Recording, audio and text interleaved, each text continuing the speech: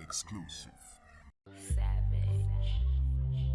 Hello, I'm Emmanuel Munsanje from Zambia, coming with cost accounting. We've been looking at cost accounting for quite some time now. We are looking at chapter 3, and then the topic is cost behavior. Now, costs have different behaviors, just like human beings have different behaviors. Now, when you look at costs, there are various kinds of costs. Some are fixed costs, others are variable costs, some are semi-variable, others are step-up costs. Each one of them depicts a certain behavior. Fixed costs have certain behavior. They don't change even when the levels of activities change. For example, rentals are an example of fixed costs. If you are renting a classroom and you have one student, you are paying rent 1 kwacha. Even when you have 2 students, the rent will still be same or fixed. That is its behavior. You have 1,000 students, the rent will still be the same. It is fixed. That is the behavior. It does not change. But on the other hand, you have costs that change or vary with the level of activities. These are called variable costs. Their behavior is that they change as you increase, as you change the level of activity. Vary means changing. Examples are the raw materials. If you are making bread, the cost of flour is the cost of the raw material that goes into bread. The more loaves of bread that you make, the more the costs go up, meaning they are variable cost. Then you have costs which are called semi-variable cost. Semi-variable cost means they are partly fixed and they are partly variable. But at the end of the day, when you add them, the fixed plus variable cost, you have what is called total cost. We shall see how to dismantle the two, whereby you have fixed cost on one side and variable cost on the other side. And the other costs are step-up cost. They behave like a staircase as you go up the steps. Now, these ideally are fixed costs, except that they just go up. For example, I can rent a classroom here, but if I need more activities, I can rent another one. So they still remain fixed costs, but then they are step up in nature. How do you dismantle the step up cost? You use what is called high-low method. Now, I want to demonstrate, and I want you to pick up the pen and paper because I'm going to dictate what you're going to do. High-low method is the method of dismantling the fixed costs from the variable costs. Now, let's look at this example here. The method will split semi-variable cost and fixed costs.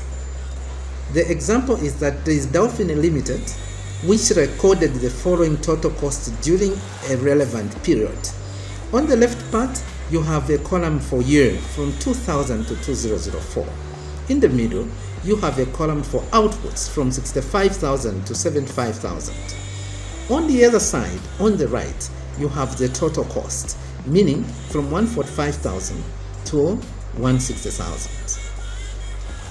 And then, when you say high, you look for the high component. When you say low, you look for the low. Let's look at the high on the output. The high came in 2002, which is 90,000. Write the 90,000. In the straight line, same straight line, the high on the cost is 170,000. Let's come to the low. Come to the output section in the middle. The low is 60,000 kwacha in 2003. And the low in terms of the cost is 140,000 in 2003. Now, can you subtract each one? In terms of output, 90,000 minus 60,000 is 30,000 units. On the other side, 170,000 minus 140,000 is 30,000 kwacha. These are the steps that you do in your quest to separate the fixed cost from variable cost. Now, can you divide? Put as a denominator 30,000 kwacha, which you got on your right, over 30,000 units. You are going to get 1 kwacha per unit.